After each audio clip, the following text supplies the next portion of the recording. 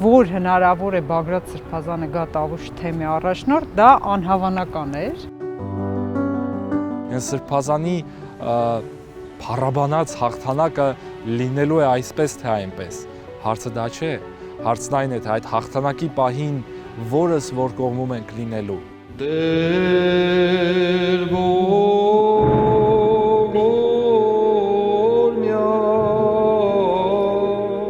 Չենք հանդուրժելու հայրենա հանձնումը, չենք հանդուրժելու մեր իմ կենսագրության գողությունը, իմ պատվի գողությունը։ Իրար մի թիրախավորեք, իրար կյանք մի կերեք, ձեր կյանքը անձնական եւ ոչ էլ անցած ճանապարհը ավելի մեծ չի, քան մեր պետությունն ու մեր հայրենիքն ու մեր գոյությունը։ Այսօր Բագրատ Սրբազանի 55-ամյակն է, եւ նա ազգային անվտանգության ծառայության մեկուսարանում է դիմավորել տարեդարձը։ Թշնամու գնդակները ավելի սարսափելի չեն, քան ներքին թշնամու աղբը։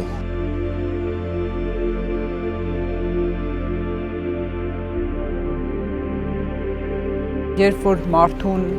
մեծ առաքելություն է տրված այս կյանքում, իր փորձություններն են մեծ լինում,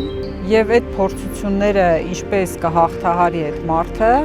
դրանից է կախված այդ առաքելությունը կմնա իրեն, թե կտրվի ուրիշին։ Հիմա Բագրատ Սրբազանը շատ մեծ առաքելության մեջ է, եւ իրեն տրված փորձությունն էլ համապատասխան է։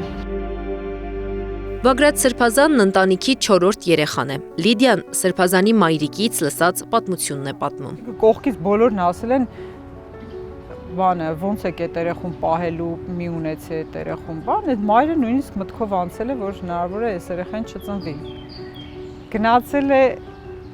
հիվանդանոց, դռան մոտ, շուրջը ձայն է լսել, որն ասել է այդ երեխուն վնաս չտաս, ինքը քեզ նեղություն չի տալու, մեծ մարդ է դառնալու, վախեցել է հետ եկել տուն։ Ու իրոք Սրբազանն ասում են, որ ծնվել է, շատ խելոք երեխա է եղել, իրոք որևէ անհանգստություն ընտանիքի անդամներին չի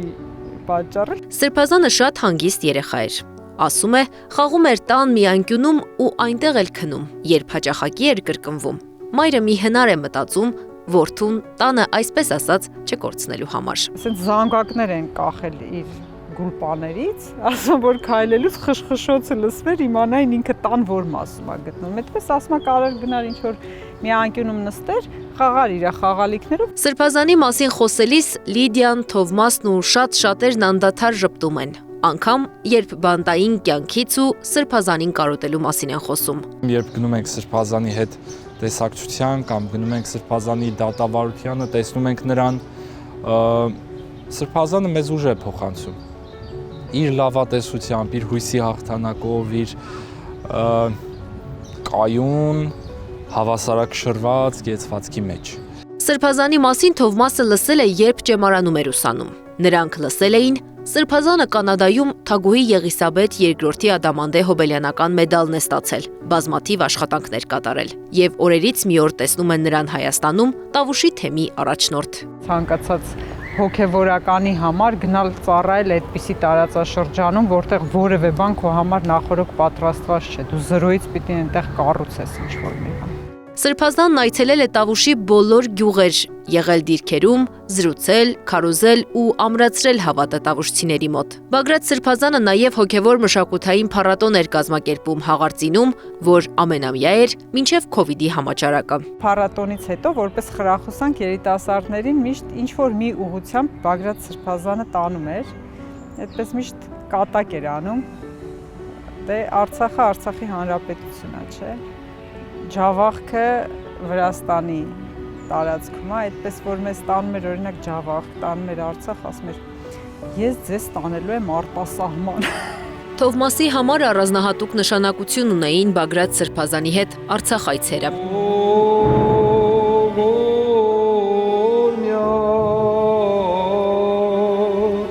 Շրջափակումից առաջ մենք սկսեցինք շատ հաճախ այցելել Արցախ։ Դեռ այդ ծանր օրերն էին, բայց շրջափակված չէր Արցախը, փակ չէր ճանապարհը ու Սրբազանը որոշեց համայնքներով, քահանաների հետ անդադար այցելել, որովհետև ասում էր մեր արցախցիների կողքին պիտի լինենք ֆիզիկապես։ Եվ թե Սուրբ Գրքի սերտողություններ էր անցկացնում, հավաքներ երիտասարդների հետ, աղոթք եկեղեցիներում այցելեցինք թե Գանձասար, թե Հակոբավանք եւ ամեն տեղ Սրբազանը մեծագույն սիրով էր երգում Արցախի հիմնը։ Սրբազանն իր ծառայության տարբեր շրջաններում հույս ու լույս տարածելու մասին էր խոսել։ Արցախյան առաջին պատերազմի օրերին, երբ պատանի էր 17 տարեկան, 44-օրյայի ժամանակ, երբ երկարամյա հոգևորական էր։ Հույսի հայրենիք, իմ նոր հայրենիք, հզոր հայրենիք։ Սրբազանի երազանքները Հայաստանի ու հայերի մասին են, ինչպես տարբեր զրույցներում է նշել։ Ես երազում եմ 3 այերի Հայաստանի մասին,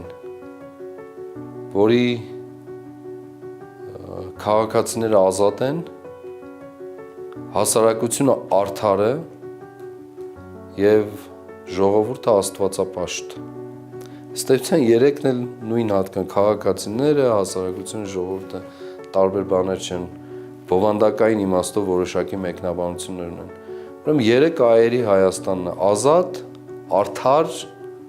եւ աստվածապաշտ։ Հանուն գալիք հաղթանակների 44-օրյա պատերազմից հետո Տավուշի թեմի առաջնորդարանի բակում Սրբազանի պատգամով խաչքար է տեղադրվել, հավատացնելով, որ պայքարը չի ավարտվել։ Սրբազանը շատ հետաքրքիր մոտեցում ունի, տեսնում է գալիքը, կարողանում է հեռուն տեսնել եւ այդ գալիքի հիման վրա ապրել այսօր։ Որովհետեւ երբ դու տեսնում ես այդ գալիքը, դու հասկանում ես, թե ինչքան կարևոր է այսօր այդ հաղթանակին ծառայելը եւ ինչքան կարևոր է, որ այդ հաղթանակի պահին դու դա տոնես ճշմարտության կողմում։ Սրբազանի սիրելի, ամենասիրելի հատվածներից մեկը մեր պատմության մեջ Վարդան Մամիկոնյանի խոսքն է։ Վարդան Մամիկոնյանը իր զորքին դիմում էր պատերազմից առաջ, Սրբազանը նույնիսկ մեր դպրոցների աշակերտների, մենք տարուժ դպրոցներ ունեինք, առաջնորդների պատրաստման դպրոցներ Տավուշի թեմում եւ երեխաներին նույնիսկ անգիր էր սովորեցնում այս Վարդանի խոսքերը, որ ամեն ինչ արեք, որպեսի մնաք ճշմարտության կողմում։ Երբ ձգտում ես հաղթանակի, պետք է ծառայես այդ հաղթանակին հասնելու ճանապարհին։ Իր հոտին էր ասում Սրբազանը։